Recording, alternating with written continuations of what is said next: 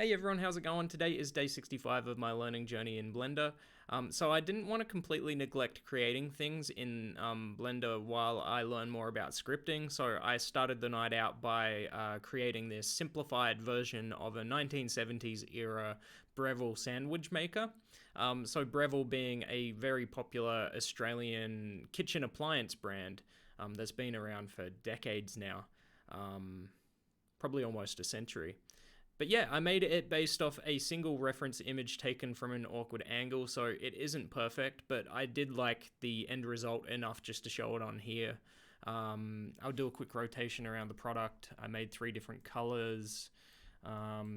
No detail on the inside here. There'd normally be like a sort of a hot plate kind of sandwich shapes cut out there, but I kept it simple since it looked kind of simple on the outside here. But yeah, that's the cool thing about this design.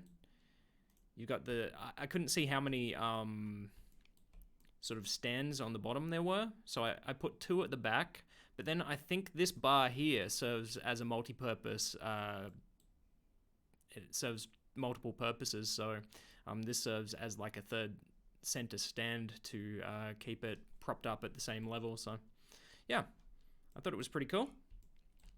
Let's see, what else did I do? I've got to check my notes. Yeah, after that, I learned more about scripting in Blender. I get that scripting for artists isn't essential to learn for a beginner, and I'm going back and forth actually about whether or not it's even worth learning, but I've already made some progress in terms of understanding, and I don't really want to abandon my efforts halfway through. So I ended up downloading Visual Studio Code just to have something other than the built-in Blender text editor to use, and tonight I learned how to save a script and get it to show up in the add-on section in Blender. How to import it. I learned how to make the add-on visible in the Blender user interface instead of just looking up the operator using F3. I learned how to make an add-on appear in the sidebar, how to create a button in the add-on panel, and how to display a specific icon on the button. That's pretty much it. You can see it right here. It's still the monkeys example about creating monkeys on a grid. So yeah, if you hit the default, it should come up with a row of 3 by 2, so 6 total, I guess. Yeah, at a size of 0.2 in this case. If you hit big grid, it's a whole bunch more of them with bigger sizes, and then if you hit small grid, it's just one of them, and then you can customize it accordingly. So just chipping away, making a little bit of progress day by day. It's not like I've got all of these like all of the code memorized or something, but it is good to sort of have that base, that groundwork, and then be able to refer back to it if you're making your own add-on or something. So yeah, I find it interesting. I don't know if anyone else does, but I think it's pretty cool. Anyway, that's pretty much it for today, a short and sweet video. Oh yeah, one last thing regarding the fundamentals of animation and all that.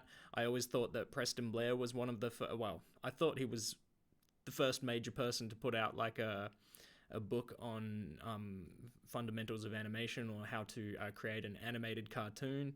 I think he put out his book in like 1948. It turns out an artist by the name of Nat Falk put out a book several years before Preston Blair, I believe in like 1941, and it was called How to Make Animated Cartoons.